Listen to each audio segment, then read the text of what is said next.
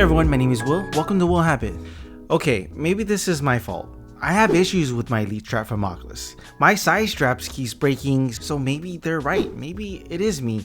Personally, I know this is just not the right strap for me. So I'm moving on from this lead strap to another lead strap, but this one is from Kiwi. Let's get into it.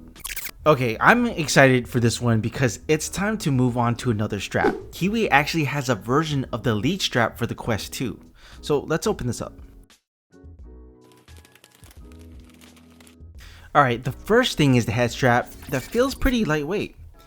Then we got these head cushions that's ready attached to the bracket, which is something that Kiwi has for the Meta's Elite strap, but this one's included with the strap, which is definitely a big plus. And then we have the cloth to help wipe off any sweat from the cushions, and lastly the user's manual.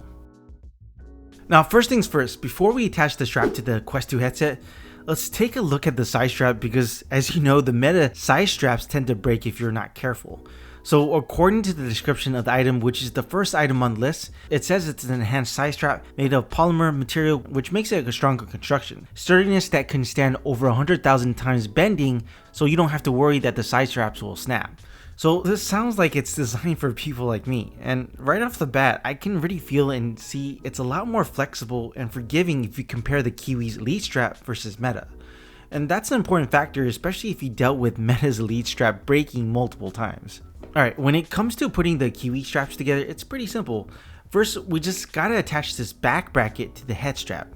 Just make sure that you hear that snap sound so we know it's locked in place.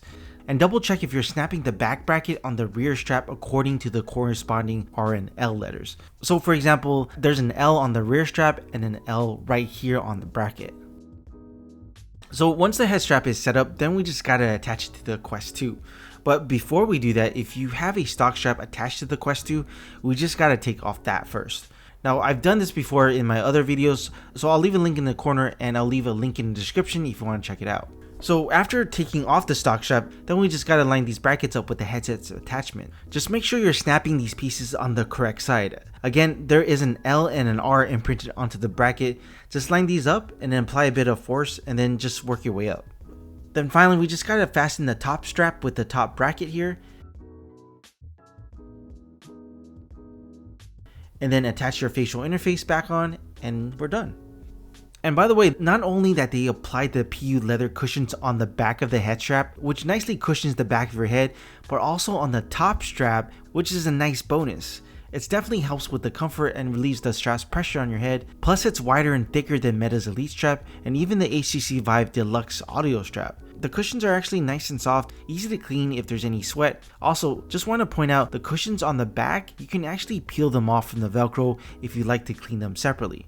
Now, I also read some comments people were complaining that the back headpiece can easily detach. For me, I didn't have that issue. Now, as for the adjustment knob to loosen or tighten the head strap, I have no complaints here. It's nice and smooth, but there's a couple of minor issues. I like the fact that the knob on the Meta's Elite strap is flush against the head strap. So if you choose to lay down or lay your head against a backboard, for example, with the Kiwi head strap, you may feel a bit of a bump against your head because of this knob.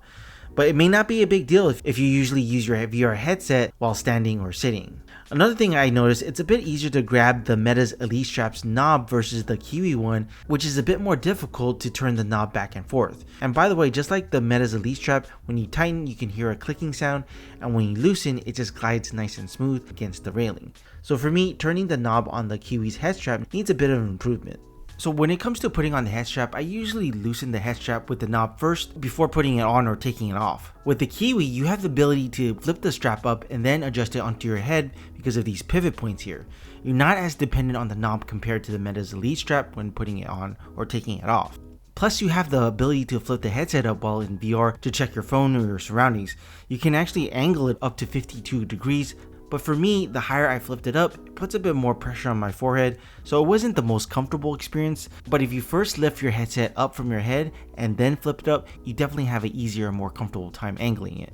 Now, when it comes to wearing the headset, I do find it overall pretty comfortable, and I think this part of the review is subjective because we all have different head shape and sizes. When you do put it on, just make sure that the back bracket fully cups the back of your head and not halfway, just so it better balances the headset. Now, according to the item description, it's said to fit head circumferences of 17.7 inches to 29.5 inches. So the head strap fits me pretty well.